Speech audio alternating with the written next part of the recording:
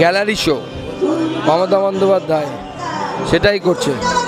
আইন গুরুত্বপূর্ণ, কিন্তু আইনের থেকে গুরুত্বপূর্ণ সেই আইনকে কারা এবং সরকার কিভাবে প্রয়োগ করছে। কেউ দাঁড়াবে না যদি না পুলিশের চাপ থাকে। টলিউডে অরূপ আর স্বরূপ এই দুই ভাই মধু কৈটব, এদের অত্যাচার চলে, তার জন্য বাধ্য হয়ে শিল্পীরা পাশে দাঁড়ায়।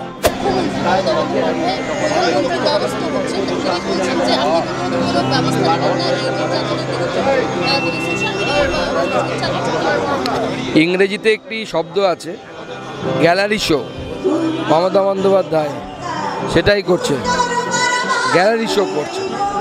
আইনে সমস্ত প্রাবধান আছে, কিন্তু আইনের থেকে গুরুত্বপূর্ণ হচ্ছে আইনটাকে প্রয়োগ করা। রাজ্যে প্রয়োগ করেছেন কি? কামদুনি কাণ্ডে 3 জন যারা সাজা পেয়েছিল লোয়ার কোর্টে, তারা উচ্চ আদালতে ছাড়া পেয়ে গেছে। কেন? কারণ আপনার পুলিশ তাদেরকে ছাড়ার ব্যবস্থা করেছে। আইন গুরুত্বপূর্ণ, কিন্তু আইনের থেকে গুরুত্বপূর্ণ সেই আইনকে কারা এবং সরকার কিভাবে প্রয়োগ করছে। আপনি চাইছেন ধর্ষণকারীরা শাস্তি পাওয়ার হাত থেকে বেঁচে ছাড়া পেয়ে যাক, আপনার পুলিশ কি করছে সেটাই করছে।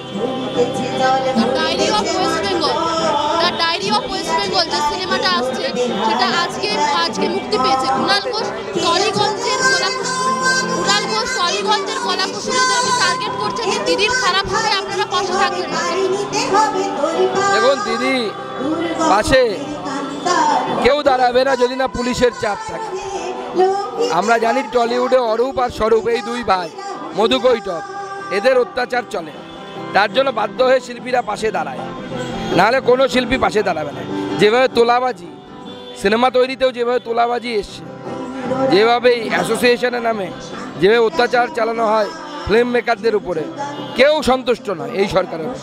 ওয়ারে একটা শুটিং করতে যান 10,000-15,000 টাকা দিতে হবে, তৃণমূলের নেতারা তো তৈরি করা, কেউ পাশে দাঁড়াবে না, দাঁড়াতে বাধ্য হয় বলে দাঁড়ায়। কালকে থেকে অরূপ আর স্বরূপ লেগে পড়বে পাশে দাঁড়ানোর জন্য।